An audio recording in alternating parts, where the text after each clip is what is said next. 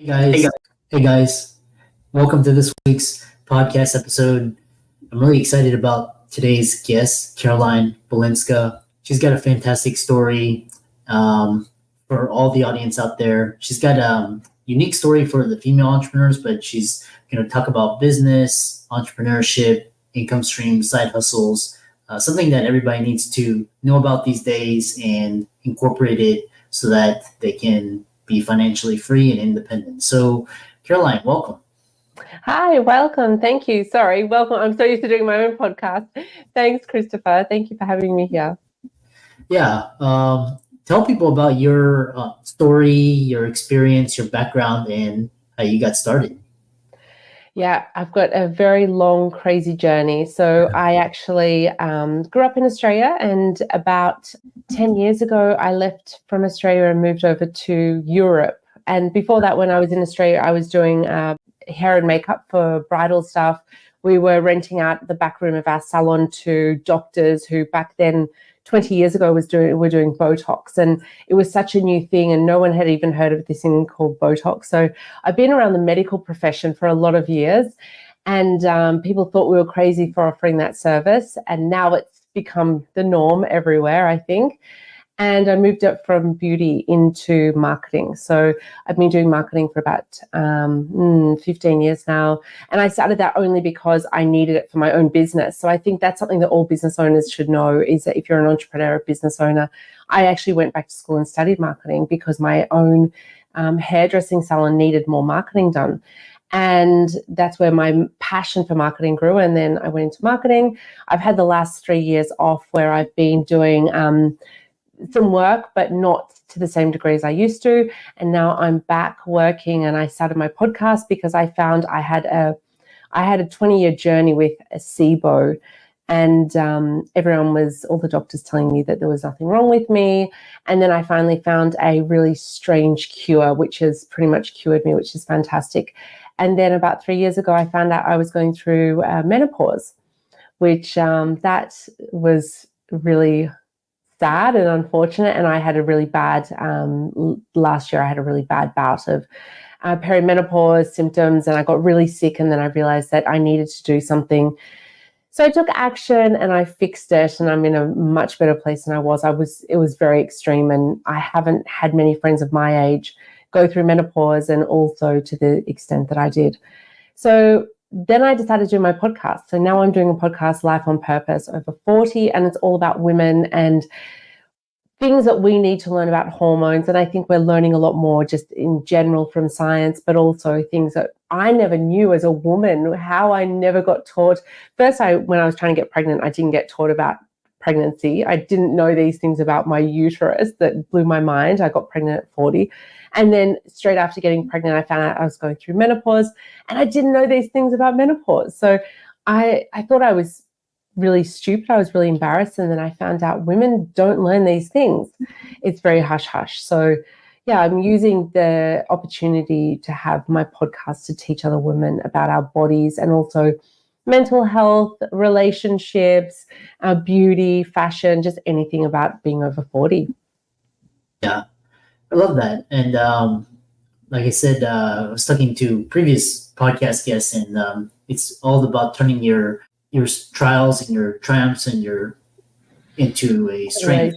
Yeah.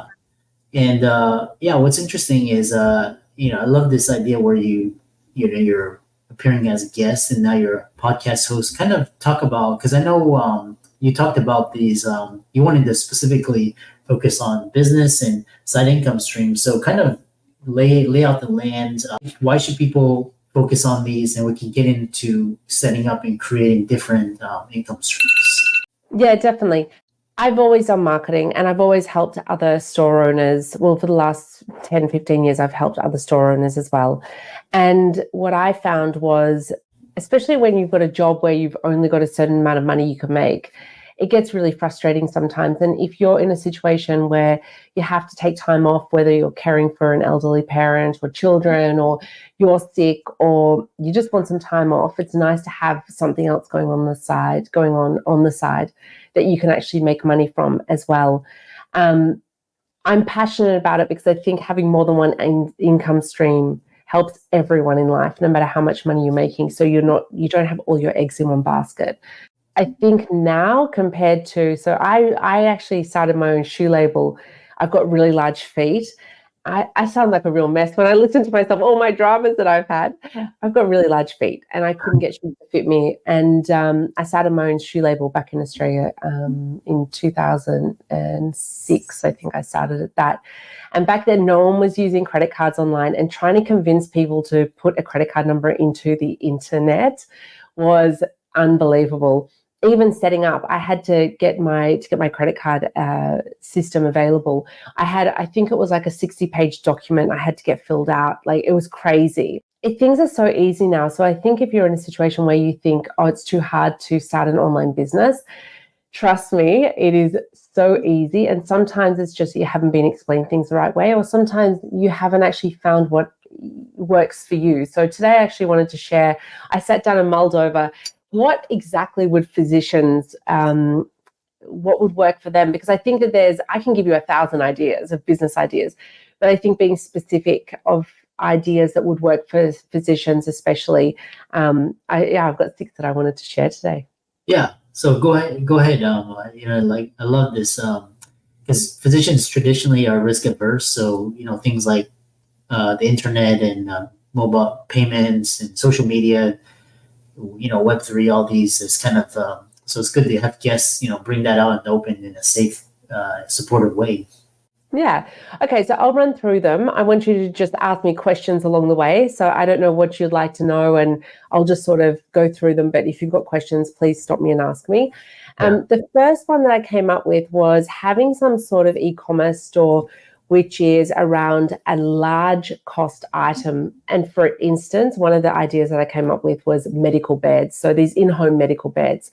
I think that those are getting more normalized now. I think that 20 years ago, people didn't really have those at home. Whereas I think now having one of those for any sort of illness is much more common. So buying one of those online is not that uncommon these days. And selling something like that, why I think that's a really good idea is that they're expensive. So you're not having to sell, some of these people say, oh, sell this $2 product and, you just need to sell thousands. You need to sell a lot of thousands to make some money. Whereas if you're selling a medical bed, you only need to sell 1 or 2 a month and you've made a nice side income. So that was my first idea. And of course, there's lots of other things around that, wheelchairs, walkers. There's a lot of now a new technology around people for amputee people. So there's lots of different ideas there. The next one that I thought of was, this is not one I thought of. This is one I did with a client of mine just before I went on maternity leave. What they did was that they started this program and we turned it into an online system. So they had a group of people coming into the medical office every week, coming in for a coaching for weight loss. And they'd been doing this for a while, and they were doing 2 or 3 people at a time. And they had this small group, and we turned it into a business that was both online and in the office. So what it is having some sort of, it could be weight loss, it could be alcohol dependency, it could be something around pregnancy, menopause. There's so many different topics it could be. The clients I worked with, it was weight loss. And having some sort of in-person coaching program. Now, with that, you might do it weekly, you might do it monthly, you might do it twice a week, you can set a schedule. But around that, what we actually created was a lot more. So they had a protein powder that they were selling. Then they expanded that into other products as well. But then they created a website where they sold things like, we set up smoothie machines. So 3 or 4 different smoothie machines. You can have a $500 smoothie machine, you can have a $50 smoothie machine, and something in between. So you can have different price points. They were selling, we created together, they had me come up with the concept, I went and researched it, and what I came up with for them for weight loss, I don't know, maybe you know this, do you know what the number 1 food is that people Google and want to know more about when they're actually wanting to lose weight? I would assume something carbs related, but again, I'm not really sure. It's eggs. Eggs. Eggs. Awesome. So I did all this research for this particular company and came up with that eggs was actually the item that everyone wanted to know more about for weight loss. It's a protein. It's good for you for, growing muscle as well. And so I came up with a cookbook for them with, I don't know how many recipes. I think we had 6 recipes, something like that. And it was just a free downloadable PDF that was on their website. I made it look really nice, put it all together for them. People sign up on their website for the free download. We sent people there from Facebook ads. They sign up and they get this free weight loss cookbook with whatever 6 different egg recipes. There's ways you can do it. Now with AI, you can, I don't know if you on AI, there was a guy I saw, he created a whole menu. He had a dinner party. He created a whole menu from a chatbot, from AI, saying, what should I cook for dinner? What's the recipe? And he made the chef, he had an in-house chef come to cook the meals, and he cooked the meal from the recipe that the chat GPT created for him. So you don't need to come up with this. You don't need to buy recipes. You can literally make your own recipes. And when it came to eggs, it was egg salad. It was eggs on toast. Yeah, it was like a pretty simple thing that I came up with, but it was a nicely put together PDF. So what I was doing was we had a funnel. People coming in from Facebook ads. They were signing up and getting this free download. We now had the email address.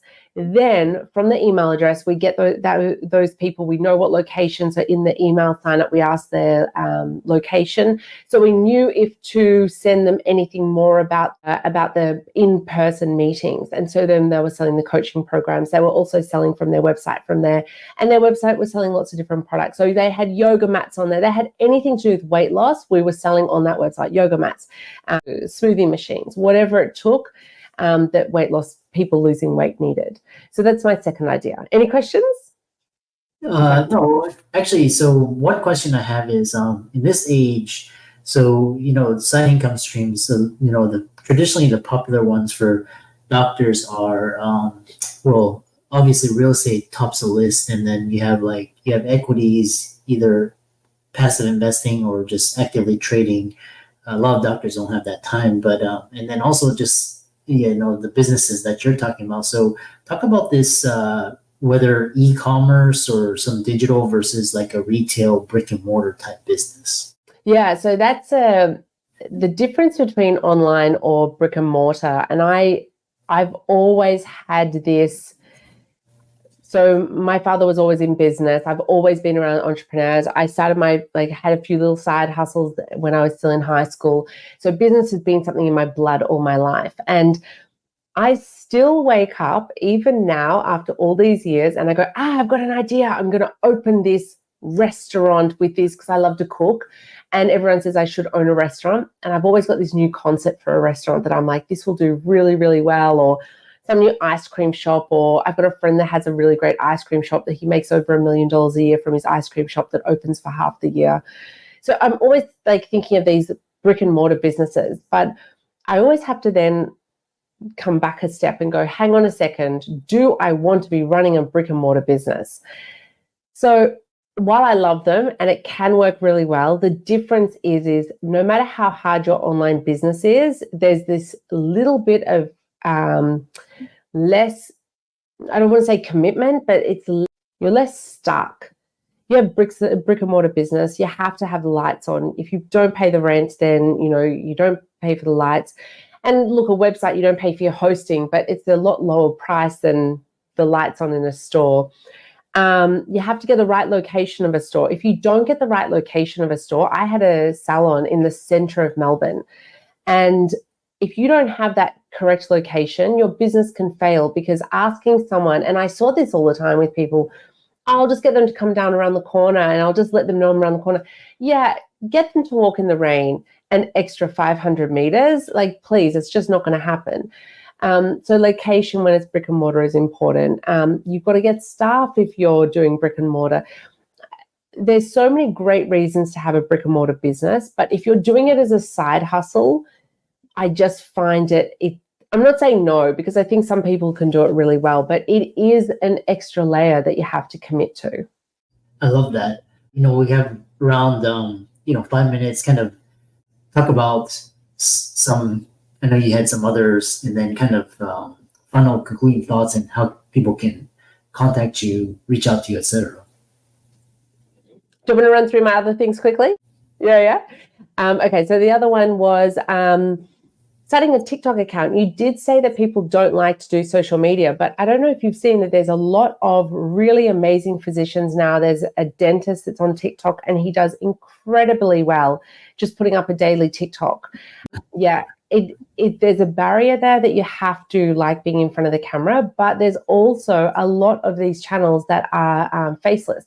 So that's also an option. Problem with faceless is that now with AI, it's going to be taken over with computers at some stage. So you lose the individuality, the fact that it's you, it's personalized. So while I think that doing faceless can be great, I don't see it as a long-term solution. But getting in front of the camera, I'm the queen of I hated being in front of the camera. You just have to keep doing it and you get used to it. So the way I always see it is your first 100 videos, no one ever sees anyway. So just do it. And then by the time people start seeing it, you're going to be really confident. So that's my tip. The next thing that I came up with was hiring out your medical rooms to other services. Maybe in some places you can't do this. So this is not one for everyone. I understand that. But if you're not in your medical rooms, and if you're in a hospital, it probably doesn't work. But if you have a private facility, hiring out your medical rooms to people that offer some sort of facials, wrinkle treatment, nutritionists, there's going to be nutritionists out there that work part-time, health people that just work part-time and they need somewhere that they can work in odd hours. That might be a way to make some extra money from your rooms that are sitting there anyway. And then my last one was starting an email newsletter. So having an email newsletter, making money from that, you've just got to be able to get people to sign up, and then having a weekly email or a monthly newsletter where you send out particular information. It might be weight loss. It might be that you're telling people about anti-wrinkle stuff, or it might be anything, or it might even be a completely different thing. You might like bird watching and you might want to do a newsletter about bird watching. Newsletters are amazing. There's some newsletters that have sold for millions and millions of dollars. There's a girl at the moment, she's just doing history, and she just talks about history. I don't know what about history, but it's something about history. She makes $1 million a year, 750,000, $750,000 from an email newsletter. Talking about history. So if you've got a passion about a topic, newsletters can be fantastic as well. Yeah. And lastly, how can people contact you and follow you? I am at onlinemarketingprincess.com, and they can also find me at This is Caroline Balinska on Instagram, and I'm on Twitter as Caroline Balinska as well. Excellent. And you have a YouTube channel as well. When I was looking at so my marketing YouTube channel is Caroline Balinska, and that's been on hold for the last few years. But my podcast is Life on Purpose Over 40, and that's my new podcast where I interview amazing guests about everything to do with being over 40. Yeah, and I think a lot of the audience, the female physicians out there, should really check out Caroline's stuff. She's got a lot of good stuff, and just talking a lot about health and looking at that. And if anyone out there thinks that they can be a guest on my podcast, please reach out, because I'm always looking for guests as well. Yeah. And let's thank Caroline for coming on and really talking about different side income streams and really getting the creative juices sparked.